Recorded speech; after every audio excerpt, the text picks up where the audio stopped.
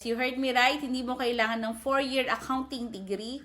Kailangan mo lang is tamang sistema at willingness na matuto. Tapos, ito yung gusto kong sabihin sa mga nanay na manunood ngayon. Bilang mami, matagal ka nang nagmamanage ng budget ng pamilya mo. Alam mo na kung saan napupunta yung pera. Alam mo na kung may kulang. Alam mo na kung may natitira.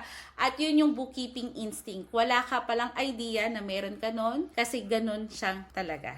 At yung lagi ko ring sinasabi, yung trabaho ng isang bookkeeper, kasi sa isang business owner, they always need someone to handle their books. Hindi siya seasonal, hindi siya per project lang, palagi siyang kailangan ng lahat ng business owner. So, i-compare natin ang rate, income type. So, una, yung rate is magsa-search kayo sa platform katulad ng OLJ, sa Upwork. Tingnan nyo kung magkano yung VA rates at bookkeeping rates. Malaki yung agwat nila. Makikita mo mismo at yung mas maganda pa doon, pag bookkeeping ka, habang tumataas yung experience mo, habang tumatagal ka, tumataas din yung rate mo. Kaya yung ceiling na meron sa BA work, wala yun sa bookkeeping. Tapos, eto pa, yung pinaka-importante para sa mga mommies. Yan, ito yung gusto ng mga mommies.